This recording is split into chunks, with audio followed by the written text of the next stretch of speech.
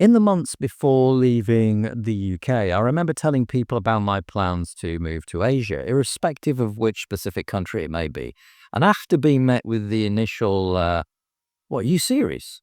And the, no, he's not going anywhere. But once the concept started to gain acceptance, I was then showered with a chorus of, oh, you lucky guy, that sounds amazing, you'll love it. I had a fantastic time out there.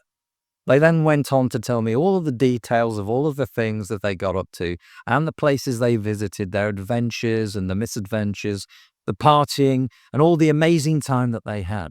Now, for some of them, it was reminiscing about their youth when they went traveling earlier as a group, either during a gap year at university, or for others, it was down to an opportunity for relocation for work later on in life. And for others, it was just on a family vacation. Either way, whether it was last year, 3, 5, 10 years ago, or even decades, it was always based on a similar narrative. And that was vacation. As I patiently listened in detail to all of their memoirs, these highly charged, super enthusiastic emotional tales were all geared up towards a vacation vibe. And the reason is because the average person seeks to escape from their normal everyday life, perhaps commuting 1, 2, 3, 4 hours a day to a stressful job where they're greeted by a narcissistic boss day after week after month after year, maybe feeling undervalued, having to watch over their shoulder as they compete against their colleagues for that one opening position that just might give them a leg up onto the next pay grade. The only chance for opportunity they have to get off that monotonous hamster wheel of life, it's those 2 or 3, or if they're really lucky, 4 weeks of year of holiday time. They literally press pause on their normal shit life and do the very opposite of all of that. Now let's take a closer look at what that actually means. It means that as they count down the months and the weeks and the days to lift off from that airport to whichever destination is in that exotic far distant place, fueled by excitable high spirits and the anticipation of actually getting to do something different in a different environment with different surroundings. The chances are that they've been saving all year round for it, especially if they're taking family with them, as it costs a bloody fortune nowadays. And god damn it, they're going to rinse every last drop of pleasure, fun, and happiness and joy that they can get out of every moment of it. So they cram in every day as many excursions and day trips, the hiring of cars, buggies, scooters, jet skis, speedboats, and even helicopters on rare occasions. The moment the door of the plane pops open and they land at their destination, it's like opening a secret door to a lost paradise. They see the gentle swaying of palm trees, and revealing above is the actual real color of the sky. Blue. Paradise. Oh, but that's just the beginning, because they eat out at local restaurants every night or grab street food and indulge in all that local cuisine or wash it down with every intoxicating magic potion they can lay their hands on. They're on holidays, so let's get shit-faced and enjoy every single night to the full. Let's visit the girly bars, family permitting. Let's go absolutely berserk on tiger beer and tequila until the early hours.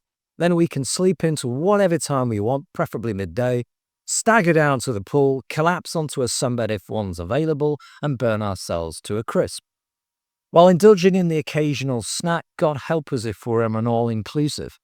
And after we sobered up a bit later on, we can go for a nice stroll along the beach, catch the evening sunset, and as we start to perk up a little, just enough to repeat the whole process again. And we will repeat the whole process again because that's what we do, and we've saved all year round for it. We've paid a lot of money for this, and we're going to get our money's worth. Now, we do this so that when we go back to our shit life, we can sit there with the Western status of a golden suntan and piss off all of our colleagues by telling them the glory details of all the splendor and debauchery that we feasted upon while we were there. A job well done. Happy days. So when these people used to say, oh, the weather, the food, the drink, the girls, the this, the that, no matter how many times I tried to tell people, it's not what I'm going for. It's not for a vacation. I'm actually looking to live there day after week after month after year after year. My main objective is to try and ascertain Is this a viable place to spend a part of my future to live and enjoy a healthy, fulfilling lifestyle and routine? And it just didn't sink in. I was met by silence and blank faces as they then immediately reverted on a loop back to the beginning of all those stories of when they went out there on holiday. They just didn't get it. They found it difficult to make the distinction between what they had experienced compared to what the average person will experience who's looking, for loss of a better word, to retire. And I don't like that word because it implies that you're just going to sit there and do nothing. I prefer to use the phrase to relocate. In their brain, they've just got these powerful, emotionally charged references that their brain immediately pulls out of the subconscious filing cabinet in a file labeled vacation.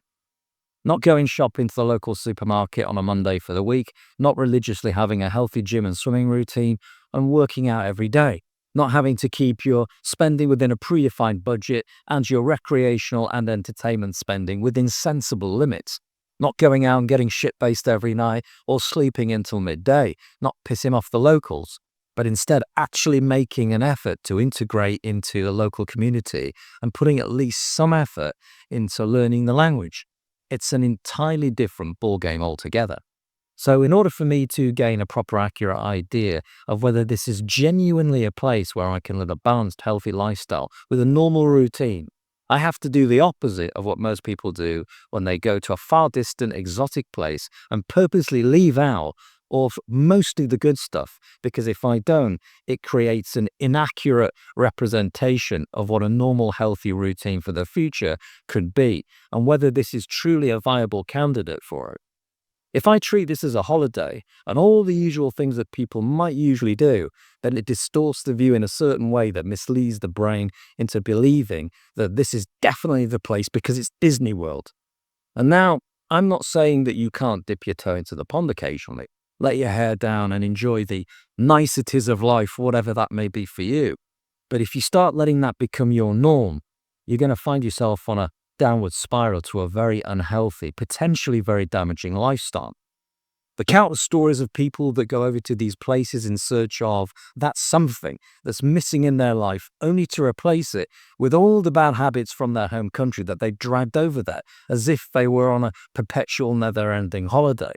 They either burn themselves out or end up with some kind of drink or substance problem, usually leads to some physical or more often a mental illness of some kind, having blown all their cash, and then they're going back home with their heads bowed, their tail between their legs, and having screwed up an amazing opportunity.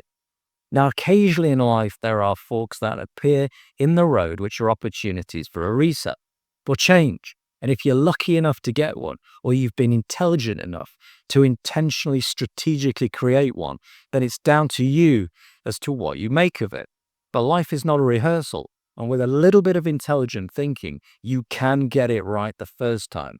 You'd be amazed how once you start with what at first is just an idea and the concept, and then take little tiny baby steps and move towards that plan, gradually opportunities can open up that allow you to get even closer to the point where it actually comes to fruition.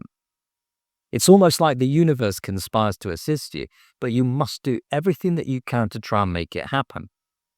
And if you do, more often than not, it will meet you halfway. There's nothing in this world that you cannot be, do, or have, and in any way that you choose. But the key ingredient here is you have to be right for it. Because once you get yourself in a place where you're really right for it, and you've done everything that you can to make it happen, it's just a matter of time. Take the first step and the next one will appear, then take the next one after that, and another one will appear. Not necessarily when and how you want it, but when you're actually ready for it. And as the saying goes, when you're truly ready for something, it makes an appearance. So here you need to decide and be completely honest with yourself. What actually is it that you really, really want for yourself? Because living in a far distant place, an exotic land, may seem like it's paradise. And indeed it can be if you want it to be on occasions. But within that paradise, within that idealistic setting, that Disney World narrative that many people create in their mind, there needs to be some very careful structured parameters to keep you on the good side of things, with a healthy focused mindset that will keep you out of the bad side of things, because not every vacation goes as planned.